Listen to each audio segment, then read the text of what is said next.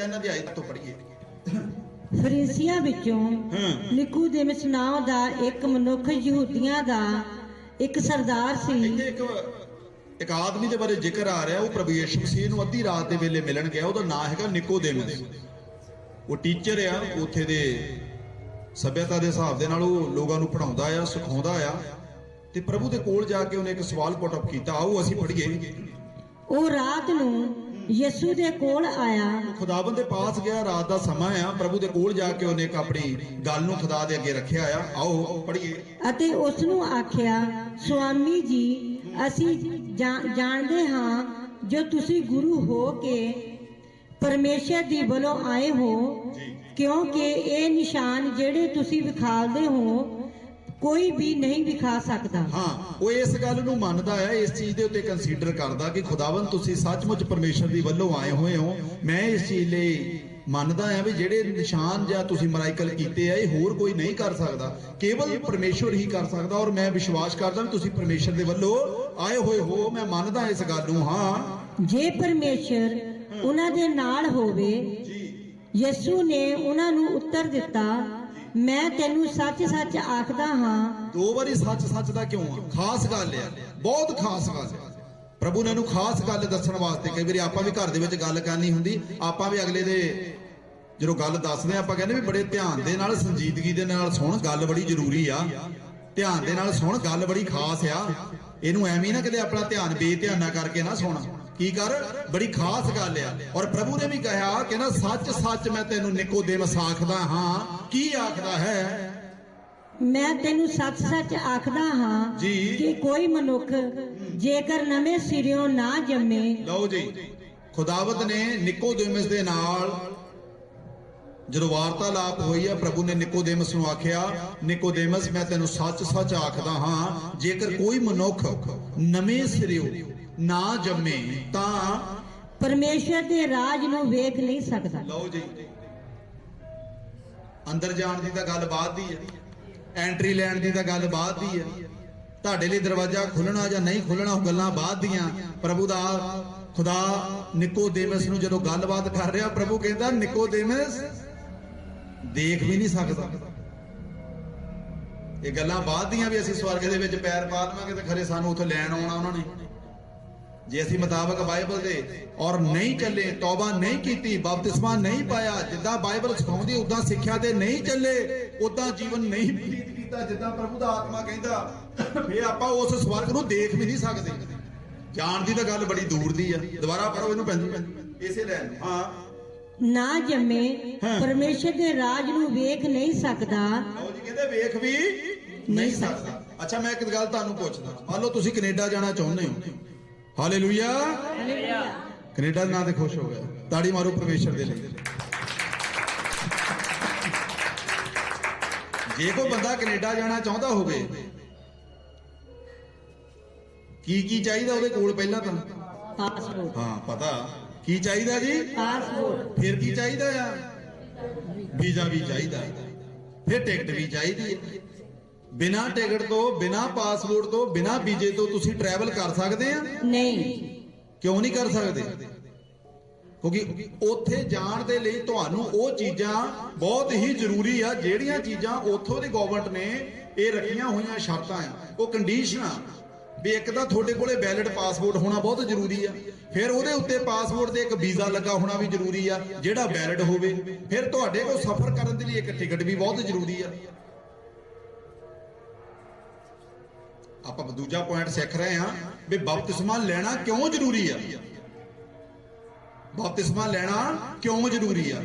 ਜੇ ਇੱਕ ਦੁਨੀਆ ਦੇ ਦੇਸ਼ ਦੇ ਵਿੱਚ ਦੂਜੇ ਦੇਸ਼ ਦੇ ਵਿੱਚ ਜਾਣ ਦੇ ਲਈ ਤੁਹਾਨੂੰ ਪਾਸਪੋਰਟ ਚਾਹੀਦਾ, ਫਿਰ ਤੁਹਾਨੂੰ ਇੱਕ ਵੈਲਿਡ ਵੀਜ਼ਾ ਚਾਹੀਦਾ, ਫਿਰ ਤੁਹਾਨੂੰ ਟਿਕਟ ਚਾਹੀਦੀ ਆ। ਤਾਂ ਭੈਣੋ ਤੇ ਭਰਾਓ, ਉਹ ਆਤਮਿਕ ਸਵਰਗ ਦੇ ਵਿੱਚ ਜਾਣ ਦੇ ਲਈ ਸਾਨੂੰ ਸਭ ਤੋਂ ਪਹਿਲਾਂ ਤੌਬਾ ਕਰਨੀ ਪੈਣੀ ਆ, ਪਛਤਾਵਾ ਕਰਨਾ ਪੈਣਾ। ਫਿਰ ਸਾਨੂੰ ਮੁਤਾਬਕ ਬਾਈਬਲ ਦੇ ਬਪਤਿਸਮਾ ਲੈਣਾ ਪੈਣਾ, ਫਿਰ ਅਸੀਂ ਉਹਦੇ ਰਾਜ ਦੇ ਵਿੱਚ ਪ੍ਰਵੇਸ਼ ਕਰ ਸਕਦੇ। ਉਦਾਂ ਨਹੀਂ ਜਾ ਸਕਦੇ। ਕਲਾਮ ਕਹਿੰਦਾ ਉਦਾਂ ਦਾ ਤੂੰ ਦੇਖ ਵੀ ਨਹੀਂ ਸਕਦਾ। ਤੁਹਾਡੇ ਦਿਲ ਦੇ ਵਿੱਚ ਸਵਾਲ ਆਉਣਾ ਵੀ ਜਿਹੜਾ ਪ੍ਰਭੂ ਦੇ ਨਾਲ ਦੋ ਡਾਕੂਆਂ ਦੇ ਵਿੱਚੋਂ ਸੱਜੇ ਬੰਨੇ ਸਲੀਬ ਦੇ ਉੱਤੇ ਸੀ ਤੇ ਪਾਸਟਰ ਜੀ ਉਹਨੇ ਤਾਂ ਬਪਤਿਸਮਾ ਲਿਆ ਹੀ ਨਹੀਂ, ਉਹ ਕਿੱਦਾਂ ਸਵਰਗ 'ਚ ਚਲਾ ਗਿਆ? ਮੇਰੇ ਭੈਣੋ ਤੇ ਭਰਾਓ, ਉਹਨੇ ਬਪਤਿਸਮਾ ਲੈਣ ਤੋਂ ਪਹਿਲਾਂ ਤੌਬਾ ਕੀਤੀ ਹੈ। ਹੁਣ ਸਲੀਬ ਦੇ ਉੱਤੇ ਉਹ ਟੰਗਿਆ ਪਿਆ ਤੇ ਉੱਥੇ ਹੁਣ ਉਹਨੂੰ ਕਿਹਨੇ ਬਪਤਿਸਮਾ ਦੇਣਾ ਸੀ? ਸੰਭਵ ਨਹੀਂ ਸੀ ਨਾ, ਹਾਲਾਤ ਕੁਛ ਇਸ ਤਰੀਕੇ ਦਾ ਸੀ। ਉਹਨੇ ਗਲਤੀ ਆਪਣੀ ਮੰਨੀ, ਕਹਿੰਦਾ ਖੁਦਾਵੰਦ ਸੱਚਮੁੱਚ ਤੂੰ, ਮੈਨੂੰ ਪਤਾ ਤੂੰ ਪਰਮੇਸ਼ਵਰ ਦਾ ਪੁੱਤਰ ਹੈ, ਅਸੀਂ ਤਾਂ ਆਪਣੇ ਗੁਨਾਹਾਂ ਦੀ ਸਜ਼ਾ ਲੈ ਰਹੇ ਹਾਂ, ਅਸੀਂ ਤਾਂ ਬਹੁਤ ਪਾਪ ਕੀਤੇ ਆ, ਤੂੰ ਤਾਂ ਨਿਰਦੋਸ਼ ਹੈ, ਤੂੰ ਇਨੋਸੈਂਟ ਹੈ, ਤੂੰ ਕੋਈ ਪਾਪ ਨਹੀਂ ਕੀਤਾ, ਤੂੰ ਫਿਰ ਵੀ ਸਜ਼ਾ ਭੁਗਤ ਰਿਹਾ। ਮੈਂ ਮੰਨਦਾ ਯਿਸੂ, ਜਦੋਂ ਤੁਸੀਂ ਆਪਣੇ ਰਾਜ ਵਿੱਚ ਜਾਓ ਤੇ ਮੈਨੂੰ ਯਾਦ ਰੱਖਿਓ। ਉਹਨੇ ਦਿਲ ਤੋਂ ਤੌਬਾ ਕੀਤੀ, ਉਸ ਕੀਤੀ ਗਈ ਤੌਬਾ ਨੇ ਉਹਨੂੰ ਸਵਰਗ ਵਿੱਚ ਪਹੁੰਚਾ ਦਿੱਤਾ। ਤਾੜੀ ਮਾਰੋ ਪਰਮੇਸ਼ਰ ਦੀ। ਉਸ ਡਾਕੂ ਨੇ ਸੱਚੀ ਤੌਬਾ ਕੀਤੀ, ਦਿਲ ਤੋਂ ਕੀਤੀ। ਉਹਨੇ ਮੰਨਿਆ, ਪ੍ਰਭੂ ਮੈਂ ਪਾਪੀ ਹਾਂ, ਮੇਰੇ ਉੱਤੇ ਤੇ ਕਿਰਪਾ ਕਰ। ਇਸ ਕਰਕੇ ਬਪਤਿਸਮਾ ਲੈਣਾ ਬਹੁਤ ਜ਼ਰੂਰੀ। ਕਲਾਮ ਦੇ ਵਿੱਚ ਲਿਖਿਆ, ਜਿਹਦੇ ਗੁਨਾਹਾਂ ਨੂੰ ਪੁੱਤਰ ਮਾਫ ਕਰ ਦੇਵੇ ਫਿਰ ਕੌਣ ਉਤੇ ਲਾਗੂ ਕਰੇਗਾ? Hallelujah, hallelujah. ਮੇਰੇ ਭੈਣੋ ਭਰਾਓ, ਪ੍ਰਭੂ ਦੇ ਕੋਲ ਸਾਰੀ ਦੁਨੀਆ ਦਾ, ਪ੍ਰਿਥਵੀ ਦਾ, ਸਵਰਗਾਂ ਦਾ, ਨਰਕਾਂ ਦਾ ਅਧਿਕਾਰ ਆ। ਤਾਂ ਜਿਹਦੇ ਗੁਨਾਹ ਪੁੱਤਰ ਨੇ ਮਾਫ ਕਰਤੇ, ਉਹਦੇ ਕੌਣ ਉਤੇ ਲਾਗੂ ਕਰੇਗਾ? ਉਤੇ ਬਪਤਿਸਮਾ ਲੈਣ ਦੀ ਜ਼ਰੂਰਤ ਨਹੀਂ ਸੀ, ਕਿਉਂਕਿ ਕੰਡੀਸ਼ਨ ਇਦਾਂ ਦੀ ਸੀ, ਕਿਉਂਕਿ ਡਾਕੂ ਆਲਰੇਡੀ ਕਿੱਲਾਂ ਦੇ ਉੱਤੇ ਟੰਗਿਆ ਪਿਆ ਸੀ। ਸਾਨੂੰ ਸੱਚੇ ਦਿਲ ਤੋਂ ਤੌਬਾ ਕਰਨ ਦੀ ਜ਼ਰੂਰਤ ਹੈ। ਇਸ ਲਈ ਤਾਂ ਬਪਤਿਸਮਾ ਆਪਾਂ ਦੂਜੇ ਨੰਬਰ ਤੇ ਦਿੰਦੇ ਆ। ਪਹਿਲਾ ਸਟੈਪ ਕੀ ਹੁੰਦਾ? ਤੌਬਾ ਕਰਨਾ। ਹੁਣ ਸਮਝ ਆਈ ਹੈ ਵੀ ਬਪਤਿਸਮਾ ਕੀ ਆ ਤੇ ਬਪਤਿਸਮਾ ਲੈਣਾ ਕਿਉਂ ਜ਼ਰੂਰੀ ਹੈ। ਜੇ ਬਪਤਿਸਮਾ ਤੁਸੀਂ ਨਾ ਲਿਆ, ਤੁਸੀਂ ਸਵਰਗ ਦੀ ਗੱਲ ਕਰਦੇ, ਸਵਰਗ ਦੇਖ ਵੀ ਨਹੀਂ ਸਕਦੇ। ਬੱਚਿਆਂ ਨੂੰ ਫੜੋ, ਸਵਰਗ ਨੂੰ ਵਚਨ ਦੇ ਵਿੱਚ ਲਿਖਿਆ ਦੇਖ ਵੀ ਨਹੀਂ ਸਕਦੇ, ਜਾਣਾ ਤਾਂ ਦੂਰ ਦੀ ਗੱਲ ਹੈ। ਤੇ ਜੇ ਤੁਹਾਨੂੰ ਦੁਨੀਆ ਦਾ ਪਾਸਪੋਰਟ ਤੁਹਾਡੇ ਕੋਲ ਨਾ ਹੋਵੇ ਤੇ ਇਮੀਗ੍ਰੇਸ਼ਨ ਕਲੀਅਰ ਨਹੀਂ ਹੋਣ ਦਿੰਦੀ। ਇੱਕ ਦੁਨੀਆ ਦੇ ਕੰਟਰੀ ਦੇ ਵਿੱਚ ਤੁਸੀਂ ਕੰਟਰੀ ਟੂ ਕੰਟਰੀ ਜਾਣਾ, ਤੁਹਾਨੂੰ ਉੱਥੇ ਇੰਨੀਆਂ ਮੁਸ਼ਕਲਾਂ ਆ ਸਕਦੀਆਂ। ਤਾਂ ਫਿਰ ਜਿੱਥੇ ਅਸੀਂ ਸਵਰਗ ਦੇ ਵਿੱਚ ਜਾਣਾ ਚਾਹੁੰਦੇ, ਤੁਹਾਨੂੰ ਉੱਥੇ ਦਾ ਫਿਰ ਪਾਸਪੋਰਟ ਵੀ ਤਾਂ ਚਾਹੀਦਾ ਕਿ ਨਹੀਂ ਚਾਹੀਦਾ? ਇਸ ਲਈ ਤਾਂ ਬਪਤਿਸਮਾ ਲੈਣਾ ਬਹੁਤ ਜ਼ਰੂਰੀ ਹੈ। ਹੁਣ ਕਈ ਬੰਦਿਆਂ ਦੇ ਦਿਲ 'ਚ ਸ਼ੰਕਾ ਹੋਣੀ ਹੈ ਵੀ ਬਪਤਿਸਮਾ ਰਹਿਣ ਦੇਈਏ, ਲੈਣ ਨੂੰ ਕੀ ਲੋੜ ਹੈ ਲੈਣ ਦੀ? ਜਦੋਂ ਖੁਦਾਵੰਦ ਯੋਹੰਨਾ ਦੇ ਹੱਥੋਂ ਬਪਤਿਸਮਾ ਲੈਣ ਲਈ ਗਏ, ਪਰਮੇਸ਼ਵਰ ਨੇ ਕਿਹਾ ਇਹ ਧਰਮ ਦਾ ਕੰਮ ਹੈ, ਇਹਨੂੰ ਪੂਰਾ ਹੋਣ ਦੇ। ਹਾਲੇਲੂਇਆ। ਯੋਹੰਨਾ ਕਹਿੰਦਾ ਪਰਮੇਸ਼ਰ ਮੈਨੂੰ ਤਾਂ ਤੇਰੇ ਕੋਲੋਂ ਬਪਤਿਸਮਾ ਲੈਣਾ ਚਾਹੀਦਾ। ਪ੍ਰਭੂ ਕਹਿੰਦਾ ਨਹੀਂ, ਇਹ ਹੁਣ ਧਰਮ ਦਾ ਕੰਮ ਹੈ, ਇਹਨੂੰ ਰੋਕ ਰਿਹਾ, ਇਹਨੂੰ ਇਦਾਂ ਹੀ ਹੋਣ ਦੇ। ਤੇ ਅੱਜ ਤੱਕ ਉਹ ਇਦਾਂ ਹੀ ਹੋ ਰਿਹਾ। ਤਾੜੀ ਮਾਰੋ ਪਰਮੇਸ਼ਰ।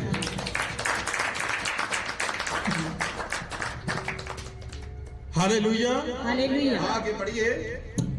ਨਿਕੋਦੇਮਸ ਨੇ ਉਸ ਨੂੰ ਆਖਿਆ, ਮਨੁੱਖ ਜਾਂ ਬੁੱਢਾ ਹੋ ਗਿਆ ਹੈ ਤਾਂ ਕਿੱਦਾਂ ਜੰਮ ਸਕਦਾ ਹੈ? ਨਿਕੋਦੇਮਸ ਦੁਨਿਆਵੀ ਤਰੀਕੇ ਨਾਲ ਸੋਚਦਾ, ਕਹਿੰਦਾ ਪ੍ਰਭੂ ਮੇਰੀ ਉਮਰ ਬਹੁਤ ਹੋ ਗਈ ਆ, ਮੈਂ ਹੁਣ ਕਿੱਦਾਂ ਮਾਂ ਦੀ ਕੁੱਖ ਦੇ ਵਿੱਚ ਦੂਜੀ ਵਾਰੀ ਜਾਵਾਂ, ਪ੍ਰਵੇਸ਼ ਕਰਾਂ ਤੇ ਵਾਪਸ ਆਵਾਂ? ਉਹ ਪ੍ਰਭੂ ਦੀ ਆਤਮਿਕ ਗੱਲ ਨੂੰ ਸਮਝ ਨਾ ਪਾਇਆ।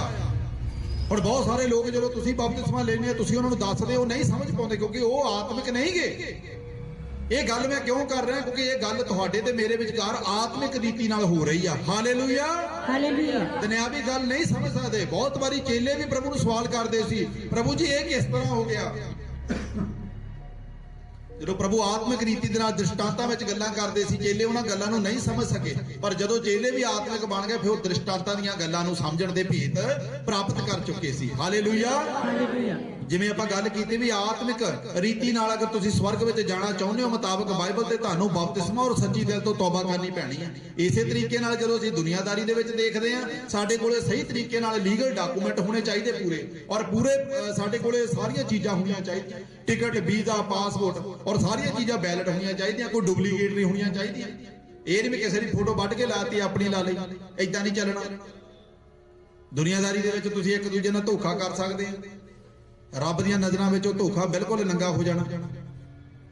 ਆਪਾਂ ਨੂੰ ਚੰਗੀ ਤਰ੍ਹਾਂ ਪਤਾ, ਪਰਮੇਸ਼ਰ ਦੀ ਨਿਗਾਹ ਜਿਹੜੀ ਆ ਉਹ ਧਰਮੀਆਂ ਦੇ ਉੱਤੇ ਵੀ ਤੇ ਧਰਮੀਆਂ ਤੇ ਵੀ ਲੱਗੀ ਰਹਿੰਦੀ। ਉਪਦੇਸ਼ਕ 12 ਅਧਿਆਇ ਨੂੰ ਘਰ ਜਾ ਕੇ ਪੜ੍ਹ ਦਿਓ, ਉਹਦੇ ਵਿੱਚ ਲਿਖਿਆ ਕੋਈ ਐਸੀ ਗੱਲ ਨਹੀਂ ਗੁੱਝੀ ਜਿਹੜੀ ਪਰਮੇਸ਼ਰ ਦੀ ਨਿਗਾਹ ਤੋਂ ਬਚ ਸਕੇ। Hallelujah, hallelujah. ਤੁਸੀਂ ਮੇਰੇ ਤੋਂ ਝੂਠ ਬੋਲ ਸਕਦੇ, ਆਪਣੇ ਭੈਣ ਭਰਾਵਾਂ ਤੋਂ ਬੋਲ ਸਕਦੇ, ਪ੍ਰਭੂ ਤੋਂ ਨਹੀਂ ਬੋਲ ਸਕਦੇ। ਇਸ ਕਰਕੇ ਮੈਂ ਕਹਿੰਦਾ ਤੁਹਾਨੂੰ ਸੱਚੇ ਦਿਲ ਤੋਂ ਤੌਬਾ ਕਰਨ ਦੀ ਜ਼ਰੂਰਤ ਹੈ। ਆਪਣੇ ਗੁਨਾਹਾਂ ਨੂੰ ਮੰਨ ਕੇ ਛੱਡ ਦਿਓ, ਪ੍ਰਭੂ ਮੈਨੂੰ ਬਲ ਦੇ, ਅੱਗੇ ਤੋਂ ਮੈਂ ਗਲਤੀ ਨਾ ਕਰਾਂ, ਇਹ ਗੁਨਾਹ ਮੈਂ ਨਾ ਕਰਾਂ, ਮੈਂ ਸੱਚਾ ਧਰਮੀ ਬਣਾ, ਜਿੱਦਾਂ ਤੂੰ ਚਾਹੁੰਦਾ ਹੈ ਉਦਾਂ ਬਣਾ। Hallelujah, hallelujah. ਉਹ ਕਦੋਂ ਸੰਭਵ ਹੋਊਗਾ? ਜਦੋਂ ਤੁਸੀਂ ਉਹਦੇ ਵੱਲ ਨੂੰ ਤੱਕਦੇ ਰਹੋਗੇ, ਤੁਸੀਂ ਸੰਡੇ ਦੀ ਸਿੱਖਿਆ ਲੈਣ ਲਈ ਆਉਂਦੇ ਰਹੋਗੇ, ਤੁਸੀਂ ਘਰ ਵੀ ਪ੍ਰਾਰਥਨਾ ਕਰਦੇ ਰਹੋਗੇ, ਤੁਸੀਂ ਰੋਜ਼ੇ ਵੀ ਰੱਖੋਗੇ, ਤੁਸੀਂ ਬਾਈਬਲ ਵੀ ਪੜ੍ਹੋਗੇ, ਬਾਈਬਲ ਦੀਆਂ ਗੱਲਾਂ ਤੇ ਚਿੱਤ ਵੀ ਲਾਓਗੇ। ਹੁਣ ਜਿਹੜੀ ਅੱਗੇ ਜਾ ਕੇ ਮੈਂ ਖਤਰਨਾਕ ਗੱਲ ਦੱਸਣੀ ਹੈ, ਉਹਦੇ ਬਾਰੇ ਵੀ ਧਿਆਨ ਰੱਖਣਾ। ਅਸੀਂ ਕਹਿੰਦੇ ਪਾਣੀ ਦਾ ਬਪਤਿਸਮਾ ਲੈ ਲਿਆ, ਹੁਣ ਸਾਨੂੰ ਪਵਿੱਤਰ ਆਤਮਾ ਮਿਲ ਜਾਣਾ ਆ, ਬਹੁਤ ਅੱਛੀ ਗੱਲ ਆ। ਹੁਣ ਅਸੀਂ ਜਿੱਦਾਂ ਮਰਜ਼ੀ ਜੀਵਨ ਚਲਾਈ ਜਾਈਏ, ਨਹੀਂ। ਜਿੱਦਾਂ ਜਿੱਦਾਂ ਅਸੀਂ ਅੱਗੇ ਅੱਗੇ ਵੱਧਦੇ ਜਾਣਾ, ਸਾਡੇ ਉੱਤੇ ਹੋਰ ਪਾਬੰਦੀਆਂ ਲੱਗੀ ਜਾਣੀਆਂ, ਸਾਡੇ ਉੱਤੇ ਹੋਰ ਕੰਡੀਸ਼ਨਾਂ ਟਾਈਟ ਹੋਈ ਜਾਣੀਆਂ, ਕਿਉਂਕਿ ਮਸੀਹ ਲਾਈਫ ਜਿਹੜੀ ਆ ਇਹ ਕੋਈ ਸੌਖੀ ਨਹੀਂਗੀ ਵੀ ਕੋਈ ਗੱਲ ਨਹੀਂ ਪ੍ਰਾਰਥਨਾ ਕੀਤੀ ਤਾਂ ਸਰ ਜਾਣਾ, ਨਹੀਂ ਐਤਵਾਰ ਗਏ ਤਾਂ ਸਰ ਜਾਣਾ, ਨਹੀਂ ਵਚਨ ਪੜਿਆ ਤਾਂ ਕੋਈ ਗੱਲ ਨਹੀਂ ਪਾਕ ਸ਼ਾਕਤ ਲਈ ਤਾਂ ਕੋਈ ਗੱਲ ਨਹੀਂ। ਕੋਈ ਸੰਡੇ ਜਾਣਾ ਕੰਮ ਸੀਗਾ, ਮੈਂ ਕੰਮ ਕਰਨ ਚੱਲ ਗਿਆ, ਸੰਡੇ ਦੀ ਲੋੜ ਹੀ ਨਹੀਂ ਆਪਾਂ ਨੂੰ ਚਰਚ ਜਾਣ ਦੀ, ਅਗਲੇ ਸੰਡੇ ਚੱਲ ਜਾਵਾਂਗੇ। ਏਦਾਂ ਨਹੀਂ, ਜਿਹੜਾ ਸਾਡਾ ਵਿਰੋਧੀ ਆ ਉਹ 1 ਸੈਕਿੰਡ ਤੋਂ ਵੀ ਅੱਧਾ ਸਮਾਂ ਲਾਉਂਦਾ ਆ ਨੁਕਸਾਨ ਪਹੁੰਚਾਉਣ ਲਈ। ਕਲਾਮ ਦੇ ਵਿੱਚ ਲਿਖਿਆ ਉਹ ਬੂਹੇ ਦੇ ਉੱਤੇ ਦਾ ਸ਼ਹਿ ਲਾ ਕੇ ਬੈਠਾ ਰਹਿੰਦਾ। ਤਾਂ ਜੇ ਅਸੀਂ ਖਰੀ ਸਿੱਖਿਆ ਲਈ ਹੋਗੀ, ਸਾਨੂੰ ਪਤਾ ਆ ਸਾਡਾ ਵਿਰੋਧੀ ਜਿਹੜਾ ਉਹ ਅਨਵਿਜ਼ੀਬਲ ਆ, ਦੀਦਾ ਨਹੀਂਗਾ, ਪਰ ਹੈਗਾ ਵੀ ਬੜਾ ਖਤਰਨਾਕ ਆ। ਅਗਰ ਮੈਂ ਢਿੱਲਾ ਪੈ ਗਿਆ, ਕਮਜ਼ੋਰ ਪੈ ਗਿਆ, ਉਹਨੇ ਮੈਨੂੰ ਚੱਕ ਦੇਣਾ। ਇਸ ਲਈ ਤਾਂ ਵਚਨ ਕਹਿੰਦਾ ਰੋਟੀ ਤੋੜਨ ਦੇ ਵਿੱਚ ਚੇਲੇ ਫਿਰ ਲੱਗੇ ਰਹੇ। Hallelujah hallelujah. ਜਦੋਂ ਖੁਦਾ ਦੇ ਨਾਲ ਸੀਗੇ, ਪ੍ਰਭੂ ਕਹਿੰਦਾ ਸੀ ਪ੍ਰਾਰਥਨਾ ਕਰੋ ਤਾਂ ਕਿ ਪ੍ਰਤਾਵੇ 'ਚ ਨਾ ਪੈ ਜਾਓ। ਜਦੋਂ ਪ੍ਰਤਾਵਿਆਂ 'ਚ ਪੈ ਗਏ ਫਿਰ ਨੱਠ ਗਏ। ਜਦੋਂ ਇਸ ਚੀਜ਼ ਦੀ ਜ਼ਿੰਮੇਵਾਰੀ ਦਾ ਅਹਿਸਾਸ ਹੋਇਆ ਵੀ ਹਾਂ ਸੱਚਮੁੱਚ ਖੁਦਾਵੰਦ ਨੇ ਸਾਨੂੰ ਇਹ ਗੱਲਾਂ ਕਹੀਆਂ, ਫਿਰ ਜਦੋਂ ਜ਼ਿੰਮੇਵਾਰੀ ਦਾ ਭਾਰ ਚੱਕਿਆ ਤਾਂ ਫਿਰ ਲੋਕਾਂ ਨੂੰ ਬਚਾਇਆ ਵੀ ਆ। ਹਾਲੇਲੂਇਆ। ਹਾਲੇਲੂਇਆ। ਇਹ ਅੱਜ ਤੱਕ ਲੋਕ ਬਚਦੇ ਆ ਰਹੇ ਯੀਸ਼ੂ ਦੇ ਨਾਮ ਦੇ ਵਿੱਚ। ਤਾਂ ਹੀ ਤਾਂ ਤੁਸੀਂ ਤੇ ਮੈਂ ਅਸੀਂ ਉਹਨਾਂ ਵਚਨਾਂ ਨੂੰ ਫੋਲੋ ਕਰਦੇ ਜਿਹਦੇ ਵਿੱਚ ਲਿਖਿਆ ਤੁਸੀਂ ਜਾਓ ਸ੍ਰਿਸ਼ਟੀ ਦੇ ਸਾਹਮਣੇ ਲੋਕਾਂ ਨੂੰ ਪ੍ਰਚਾਰ ਕਰੋ, ਉਹਨਾਂ ਨੂੰ ਸਿਖਾਓ, ਸਾਰੀਆਂ ਗੱਲਾਂ ਦੀ ਪਾਲਣਾ ਕਰਨ, ਔਰ ਬਾਪ ਬੇਟਾ ਪਾਕ ਰੂਹ ਦੇ ਨਾਮ ਵਿੱਚ ਬਪਤਿਸਮਾ ਦੇਣਾ। ਹੁਣ ਤੁਸੀਂ, ਮੈਂ ਵਿਸ਼ਵਾਸ ਕਰਦਾ ਵੀ ਤੁਸੀਂ ਭੁੱਲੋਗੇ ਨਹੀਂ, ਤੁਹਾਨੂੰ ਪਤਾ ਲੱਗ ਗਿਆ ਵੀ ਬਾਈਬਲ ਦੇ ਵਿੱਚ ਬਪਤਿਸਮਾ ਹੈ ਕੀ ਹੈ ਔਰ ਕਿਉਂ ਲੈਣਾ ਜ਼ਰੂਰੀ ਹੈ। ਆਓ ਅਸੀਂ ਹੁਣ ਤੀਜਾ ਅਧਿਆਇ ਪੜ੍ਹੀਏ। ਲੂਕਾ ਦੀ ਇੰਜੀਲ 3:16 ਦੇ ਵਿੱਚ ਇੱਕ ਬਹੁਤ ਖਤਰਨਾਕ ਬਪਤਿਸਮਾ ਹੋ ਰਿਹਾ ਹੈ। ਦੋਵਾਂ ਦੇ ਬਾਰੇ ਤਾਂ ਅਸੀਂ ਜਾਣਦੇ ਹਾਂ ਸਾਰੇ, ਇੱਕ ਪਾਣੀ ਦਾ ਤੇ ਦੂਜਾ ਪਵਿੱਤਰ ਆਤਮਾ ਦਾ, ਤੇ ਤੀਜਾ ਅੱਗ ਦਾ ਬਪਤਿਸਮਾ ਆ। ਕਿਹੜਾ ਆ? ਇਹਦੇ ਤੋਂ ਬਚਣਾ ਆ। ਇਹ ਪਹਿਲੇ 2 ਬਪਤਿਸਮੇ ਲੈ ਲੈਣੇ ਆ ਰੱਬ ਦੇ ਪਿਆਰਿਓ, ਇਹ ਤੀਜੇ ਤੋਂ ਜਰਾ ਗਰੇਜ ਕਰਿਓ। ਅਗਰ ਤੁਸੀਂ ਮਾੜਾ ਮੋਟਾ ਬਿੰਗੇ ਸਿੱਧੇ ਚੱਲੇ ਵੇ ਨਾਲ ਹੀ ਫਿਰ ਅੱਗ ਵਾਲਾ ਬਪਤਿਸਮਾ ਮਿਲ ਜਾਣਾ। ਤੇ ਆਓ ਵੇ ਸੰਤ ਯੋਹੰਨਾ ਕੀ ਕਹਿੰਦਾ ਪਰਮੇਸ਼ਰ ਦੇ ਵਚਨਾਂ ਦੇ ਵਿੱਚੋਂ, ਆਈਏ ਆਪਾਂ ਦੇਖੀਏ। ਤਾਂ ਯੋਹੰਨਾ ਨੇ ਸਭਨਾਂ ਨੂੰ ਅੱਗੋਂ ਆਖਿਆ ਜੀ ਕਿ ਮੈਂ ਤੁਹਾਨੂੰ ਪਾਣੀ ਨਾਲ ਬਪਤਿਸਮਾ ਦਿੰਦਾ ਹਾਂ। ਸੰਤ ਯੋਹੰਨਾ ਕਹਿੰਦੇ ਮੈਂ ਤੁਹਾਨੂੰ ਭਾਈ ਪਾਣੀ ਦੇ ਨਾਲ ਬਪਤਿਸਮਾ ਦਿੰਦਾ। ਕਿਹਦੇ ਨਾਲ ਦਿੱਤਾ ਹੈ ਜੀ? ਪਾਣੀ ਨਾਲ। ਜਿਹਨੇ ਤੁਸੀਂ ਬੈਠੇ ਤੁਹਾਨੂੰ ਕਾਹਨਾ ਦਿੱਤਾ ਬਪਤਿਸਮਾ? ਪਾਣੀ ਨਾਲ। ਕਿਤੇ ਕੋਈ ਹੋਰ ਚੀਜ਼ ਤਾਂ ਨਹੀਂ ਦੇਤੀ? ਨਹੀਂ, ਪਾਣੀ ਦੇ ਨਾਲ ਬਪਤਿਸਮਾ ਦਿੱਤਾ। ਹਾਂ ਪੜ੍ਹੀਏ। ਮੈਂ ਤੁਹਾਨੂੰ ਪਾਣੀ ਨਾਲ ਬਪਤਿਸਮਾ ਦਿੰਦਾ ਹਾਂ, ਹਾਂਜੀ, ਪਰ ਇੱਕ ਮੇਥੋਂ ਬਲਵੰਤ ਆਉਂਦਾ ਹੈ। ਕਹਿੰਦਾ ਇੱਕ ਮੇਰੇ ਤੋਂ ਬਲਵੰਤ, ਬਹੁਤ ਸਰਵ ਸ਼ਕਤੀਮਾਨ, ਬਹੁਤ ਤਾਕਤਵਰ, ਬਹੁਤ ਜਾਹੋ ਜਲਾਲ ਦੇ ਨਾਲ ਭਰਿਆ ਪਰਮੇਸ਼ਵਰ ਆ ਰਿਹਾ। ਯੋਹੰਨਾ ਨੇ ਗਵਾਹੀ ਦਿੱਤੀ ਪ੍ਰਭੂ ਦੀ, ਕਹਿੰਦਾ ਮੈਂ ਤਾਂ ਪਾਣੀ ਨਾਲ ਬਪਤਿਸਮਾ ਤੁਹਾਨੂੰ ਦੇ ਦਿੱਤਾ। ਮੈਂ ਕਾਹਨਾ ਦਿੱਤਾ ਬਪਤਿਸਮਾ? ਪਾਣੀ ਦੇ ਨਾਲ। ਤਾਂ ਜਿਹੜਾ ਮੇਤੋਂ ਮਗਰੋਂ ਆ ਰਿਹਾ ਉਹ ਕਾਹਨਾ ਦਊਗਾ? ਸੁਣੀਏ। ਉਹ ਮੇਤੋਂ ਬਲਵੰਤ ਹੈ, ਬਲਵੰਤ ਆਉਂਦਾ ਹੈ ਜੀ, ਜਿਹਦੀ ਜੁੱਤੀ ਦਾ ਤਸ਼ਮਾ ਮੈਂ ਖੋਲਣ ਦੇ ਯੋਗ ਨਹੀਂ। ਕਹਿੰਦਾ ਮੈਂ ਉਹਦੀ ਜੁੱਤੀ ਦਾ ਬੰਦ ਖੋਲਣ ਦੇ ਵੀ ਯੋਗ। ਉਹਨੇ ਆਪਣੇ ਆਪ ਨੂੰ ਇੰਨਾ ਨਮਰ ਕੀਤਾ, ਕਹਿੰਦਾ ਮੇਰੀ ਕੋਈ ਕਾਤ ਨਹੀਂ ਗੀ ਉਹਦੇ ਅੱਗੇ, ਕੋਈ ਮੇਰੀ ਵੈਲਿਊ ਨਹੀਂ ਗੀ। ਉਹਨੇ ਆਪਣੇ ਆਪ ਨੂੰ ਇੰਨਾ ਡਾਊਨ ਟੂ ਅਰਥ ਕਰ ਲਿਆ। ਕਹਿੰਦਾ ਉਹ ਤਾਂ ਬਲਵੰਤ ਆ, ਉਹ ਜਾਹੋ ਜਲਾਲ ਦੇ ਨਾਲ ਪਾਤਸ਼ਾਹ ਆ ਰਿਹਾ। ਮੈਂ ਉਹਦੀ ਜੁੱਤੀ ਦਾ ਕਹਿੰਦਾ ਤਸ਼ਮਾ ਖੋਲਣ ਦੇ ਯੋਗ ਨਹੀਂ ਗਾ। ਹਾਂ, ਉਹ ਤੁਹਾਨੂੰ ਪਵਿੱਤਰ ਆਤਮਾ ਔਰ ਅੱਗ ਨਾਲ ਬਪਤਿਸਮਾ ਦਊ। ਆ ਲਓ ਜੀ, ਇੱਥੇ ਬਹੁਤ ਸਾਰੇ ਲੋਕ ਗਲਤੀ ਕਰ ਜਾਂਦੇ ਪੜ੍ਹਨ ਵਿੱਚ। ਦੁਬਾਰਾ ਪੜੋ ਇਹਨਾਂ ਨੂੰ, ਇਹ ਨਾ ਸਟੀਕ ਰੀਤੀ ਨਾਲ ਪੜੋ। ਉਹ ਤੁਹਾਨੂੰ ਪਵਿੱਤਰ ਆਤਮਾ ਔਰ ਪਵਿੱਤਰ ਆਤਮਾ ਔਰ ਹਾਂ ਔਰ ਅੱਗ ਨਾਲ ਬਪਤਿਸਮਾ ਦਊ। ਪਵਿੱਤਰ ਆਤਮਾ ਔਰ ਅੱਗ ਦੇ ਨਾਲ ਬਪਤਿਸਮਾ ਦਊਗਾ।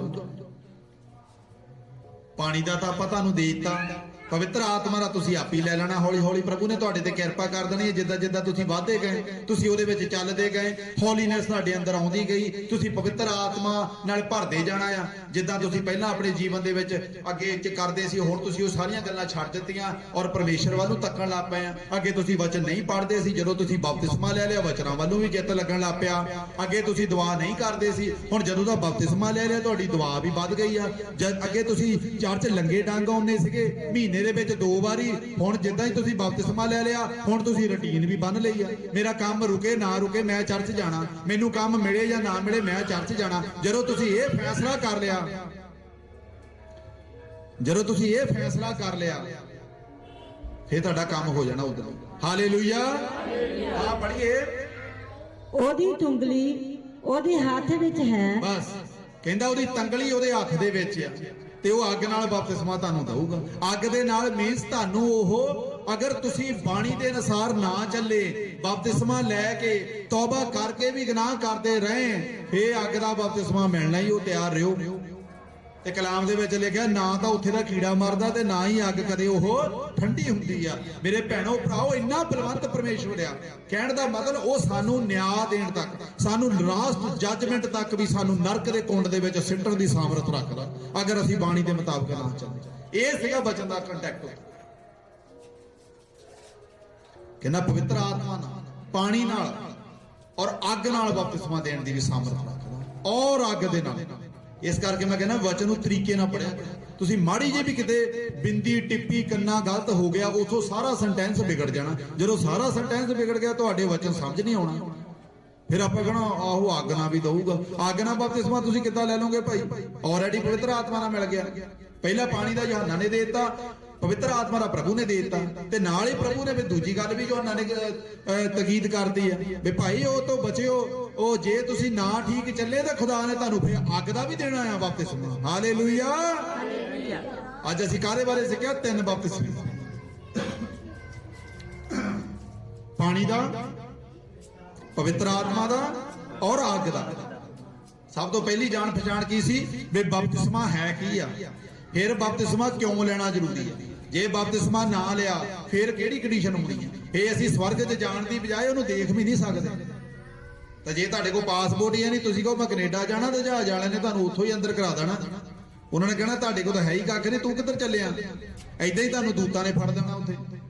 ਪਹਿਲੀ ਗੱਲ ਤਾਂ ਉਹਨਾਂ ਨੇ ਜਾਣ ਹੀ ਨਹੀਂ ਦੇਣਾ, ਤੁਹਾਨੂੰ ਸਮਝ ਹੀ ਨਹੀਂ ਆਉਣੀ ਵੀ ਜਾਣਾ ਕਿੱਧਰ ਹੈ, ਕਿਉਂਕਿ ਦਿਖਣਾ ਹੀ ਨਹੀਂ ਸਵਰਗ। ਹਾਲੇਲੂਇਆ।